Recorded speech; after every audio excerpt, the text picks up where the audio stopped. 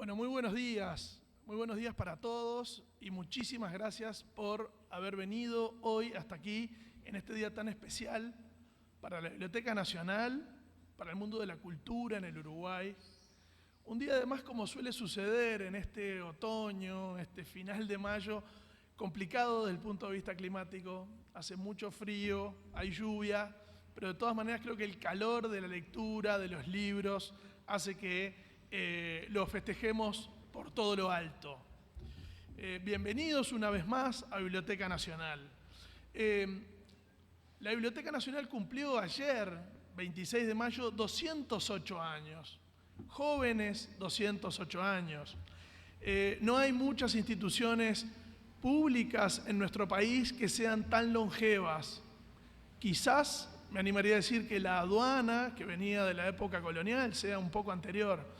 Pero realmente la Biblioteca Nacional, fundada un 26 de mayo de 1816 por Don Antonio de Larrañaga, sea muy probablemente una de las instituciones públicas más antiguas y además fundada en un contexto particular, en el breve periodo en que gobernó el artiguismo en la ciudad de Montevideo, una ciudad tan esquiva para el general José Artigas.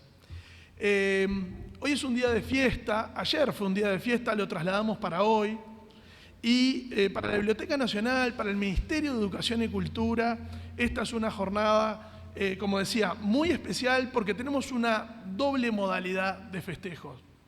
Por un lado tenemos el tercer año consecutivo de una suelta de libros que implica el regalo a modo de festejo, este año de más de 15.000 ejemplares que en Montevideo y en todo el país se están dejando en espacios públicos. Bueno, la lluvia complicará un poco el día de hoy con los espacios públicos, sobre todo los espacios al aire libre, o como decíamos un poco en broma recién en una entrevista, al aire libro, creo que también vale el neologismo. Y vamos a pasarlos a... la suelta se realizará obviamente en lugares bajo techo.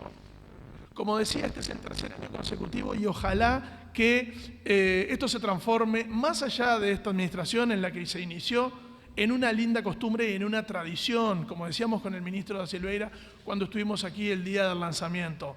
Ojalá que el Uruguay tome esta fecha y esta muy linda excusa para que, como modo de festejo del Día Nacional del Libro, se realice esta suelta, los libros circulen, encuentren lectores sorpresivos, encuentren espacios sorpresivos e insólitos donde entrar en contacto con la lectura, con la cultura. Este es un proyecto que ha venido creciendo desde aquel 2022 cuando se inició.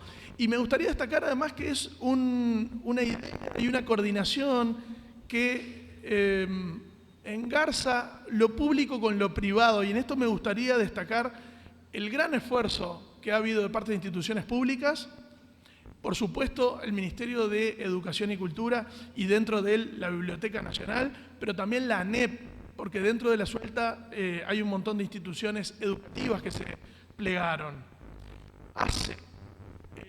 Son muchas las salas de espera de hospitales, sanatorios y policlínicas donde en este momento hay libros que se están compartiendo para esa gente que está allí.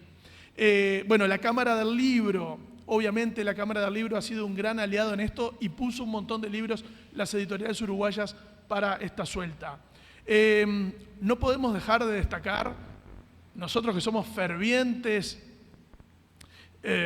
militantes del libro tradicional, el libro en papel y la lectura física, también el apoyo de la Biblioteca País, la biblioteca virtual del Plan Ceibal, una herramienta fundamental que permite una capacidad de llegada y de accesibilidad a los libros y a la lectura soberbia.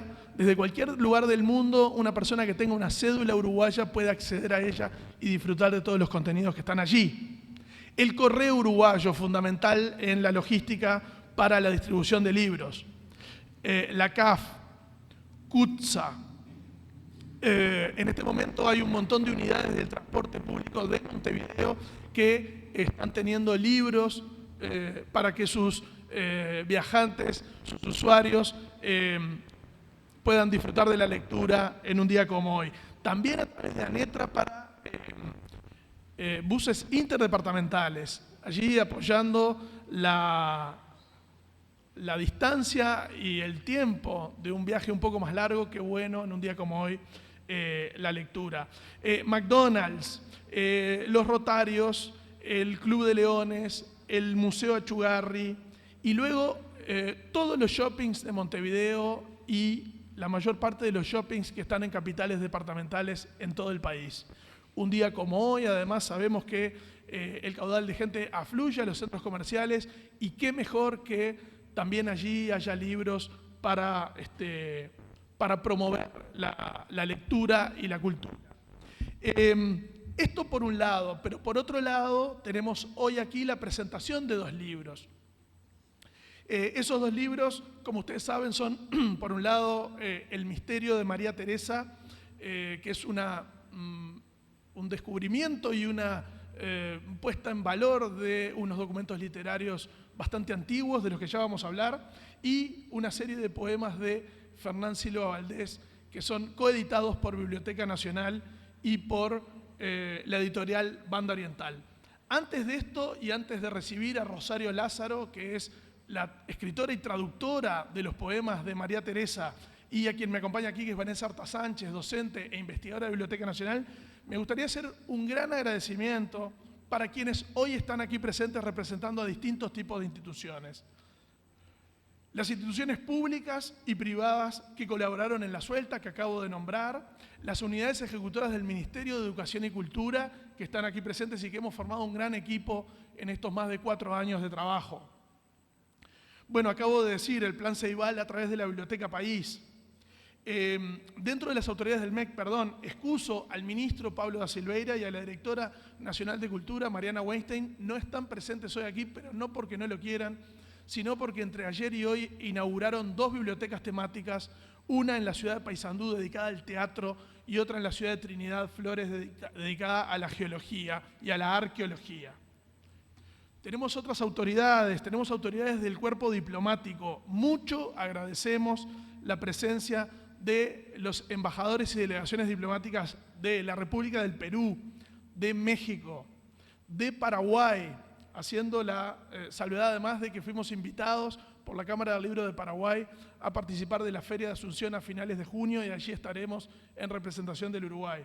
De la Embajada de Colombia, de la Embajada Argentina y de la Embajada también del Reino Unido, del cual tenemos de parte de la embajadora Faye O'Connor un mensaje que ya compartiremos con ustedes.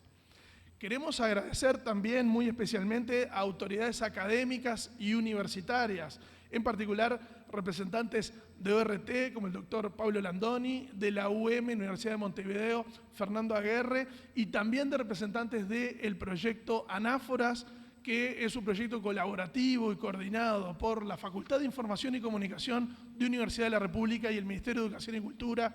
Le mandamos un saludo especial a la doctora Lisa Bloch de Bear, que no pudo venir, pero que nos está mirando por el streaming, y aprovecho a saludar a quienes también nos están siguiendo de manera virtual en este momento. Un saludo muy especial a los alumnos de la escuela número 5, José Pedro Varela, que están aquí sentados, a sus maestras y a la directora, que nos acompañan hoy aquí también. Y bueno, al final, pero no menos importante, ¿no? Suena mejor en inglés, es last but not least, a los funcionarios de Biblioteca Nacional que nos acompañan hoy aquí, a la gente de Materiales Especiales, a Sala Uruguay, el Archivo Literario, a Conservación Bibliográfica, Gestión Territorial y Hemeroteca en particular, y al grupo de investigadores de Biblioteca Nacional que hacen posible que hoy con mucho orgullo podamos, en este caso en colaboración también con nuestros amigos de Ediciones de la Banda Oriental, poder estar aquí haciendo esta presentación y conmemorando este festejo. Creo que para comenzar podemos compartir con ustedes el saludo de parte de la embajadora de Reino Unido, Faye O'Connor, que va a hacer referencia al primero de los libros que vamos a presentar, que es El misterio de María Teresa, poemas de la Estrella del Sur. Quiero agradecer de que me han invitado a la presentación de El misterio de María Teresa. Lamento no poder estar allá en persona. Para mí este libro es especial, porque además de su enorme valor literario, ilustra parte de nuestra historia compartida. El periódico The Southern Star fue el primer diario publicado en Montevideo y aunque tuvo una vida breve, impulsó la imprenta en Uruguay. En mis 4 años aquí, pude apreciar el interés de los uruguayos por la literatura. Me impresionó la cantidad de librerías que hay en Montevideo, algunas de ellas de segunda mano, venta de libros en ferias, en escuelas, las instituciones y las bibliotecas. Este libro, de nuevo, aporta que además resalta los vínculos históricos que nos unen. Felicidades a todos involucrados. Muchísimas gracias. El saludo de la embajadora, O'Connor. Y simplemente, y para introducirnos ya en el tema, este libro, El misterio de María Teresa, del cual vamos a hablar con su traductora, Rosario Lázaro, se enmarca en un contexto particular que brevemente describiré. Estamos hablando de 1807. Debemos remontarnos a las guerras napoleónicas, debemos remontarnos al inicio del siglo XIX y un contexto mundial conmovido por Napoleón Bonaparte ocupando buena parte de la Europa continental e Inglaterra en pleno proceso de revolución industrial, teniendo una cantidad de bienes para exportar y no teniendo territorios donde poder desarrollarlo. Es en ese sentido que se organiza una expedición que es militar y que también es comercial y que llega al Río de la Plata a finales de 1806. Es en ese contexto que los ingleses toman Montevideo por asalto en febrero de 1807.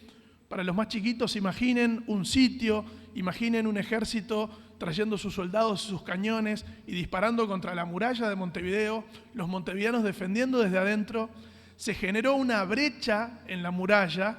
Esa brecha es donde hoy está la pequeña calle Brecha en Ciudad Vieja. Por allí penetraron las fuerzas inglesas.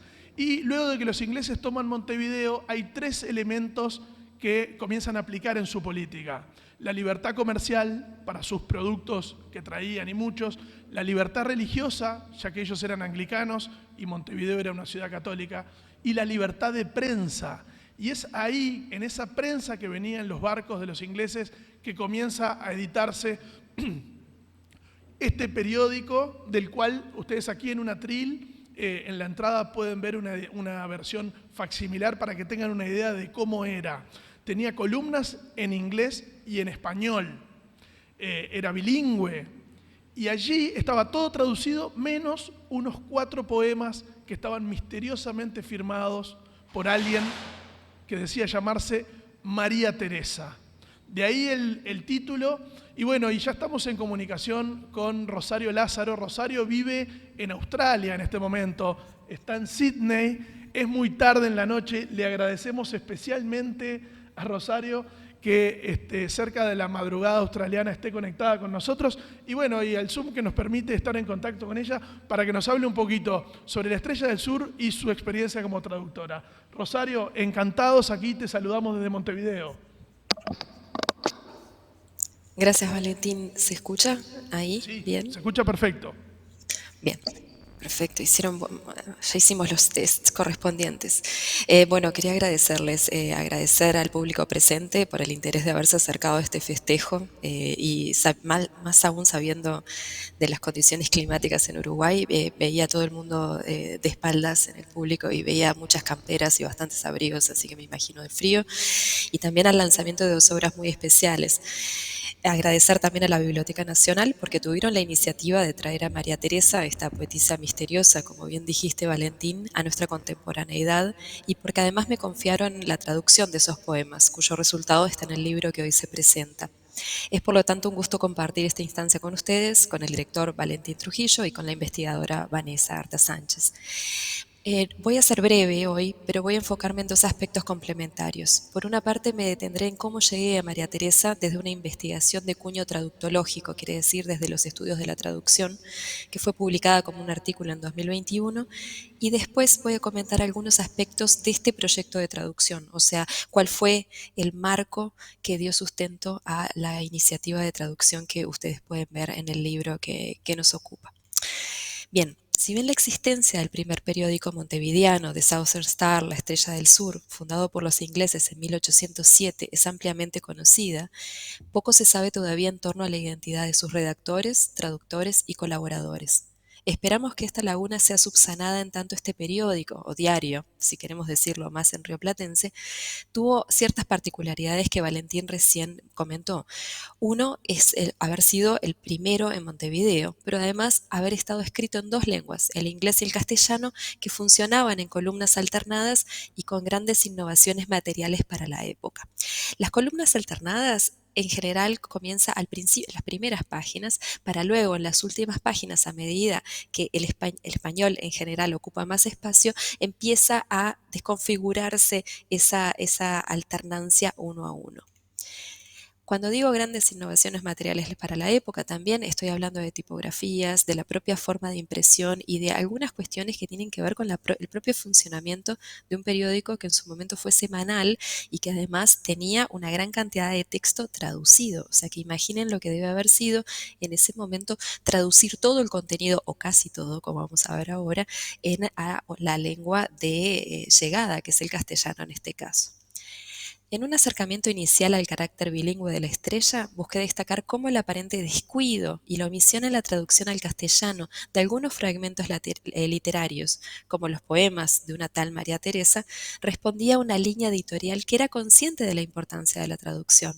Asimismo, me interesaba destacar que la omisión era consecuencia de una figuración muy específica del lector en español, que no había un descuido en ese sentido, sino que ciertas estrategias que se visualizaban en la página escrita respondían a una manera muy consciente de encarar esta tarea. Para decirlo de otra forma, el análisis comparado entre los dos dominios, que estaban en la misma página, o sea, el castellano y el inglés, arrojó una gran variabilidad en el formato, los contenidos y los elementos ortotipográficos entre los dominios del inglés y del castellano. Esto derrumbaba en cierta forma una idea de columnas idénticas que se había mencionado en ciertos estudios previos. También quedó en evidencia la desprolijidad sistemática de la columna en español, omisiones, citas no reproducidas, menos diligencia en el diseño. Por ejemplo, en el inglés teníamos versalitas, en el castellano se omitía cualquier tipo de ornamentación en el discurso. Habilitada probablemente toda esta desprolijidad, por decirlo de alguna manera, por el prejuicio y amparada por el hecho de que no todos los lectores leían en las dos lenguas, ¿no? Y en ese sentido tal vez no había que cuidarse tanto con quienes fueran a leer en español porque tal vez no podían acceder al inglés. Estas son todas suposiciones, obviamente. Por último, detecté una variedad de fragmentos textuales que podrían denominarse, dentro de la lógica del periódico, discursos sobre la traducción, o sea, formas, enunciaciones que hablan de la manera en que se trató de traducir o de por qué no se tradujo o de qué se piensa sobre la traducción, lo que indica que esta operación entre lenguas no era pasada por alto. A modo de ejemplo, y justamente sobre la ausencia de un poema de María Teresa en una de las ediciones, se leía: We have only to lament our incapacity to gratify our Spanish readers with an adequate translation. Y eso, en español, en la columna, se traducía como: tenemos que llorar nuestra imposibilidad de favorecer a nuestros lectores españoles con su digna traducción. En aquel momento, como a cualquiera que haya leído La Estrella del Sur con atención, no fue indiferente a los poemas de María Teresa, que parecían tan sofisticados y al mismo tiempo exprimidos en términos espaciales en las columnas estrechas de La Estrella. La columna en castellano se enteraba de su presencia por notas de los editores que comentaban la ausencia de un poema de María Teresa, por ejemplo, pero no había ningún rastro de la traducción de esos 4 poemas que aparecen en diferentes ediciones de La Estrella del Sur a lo largo de algunas algunos pocos meses que duró, que además inferíamos, por algunas notas también que había sobre los poemas, que eran escritos en esos mismos días de las invasiones. O sea, los poemas traían información del contexto que nos hablaba, que en definitiva eran escritos casi que al mismo tiempo en que se publicaban. Por otra parte, ni en el impreso, ni en la bibliografía que había sobre el asunto, quedaba en evidencia la identidad de María Teresa. Había indicios de que era una dama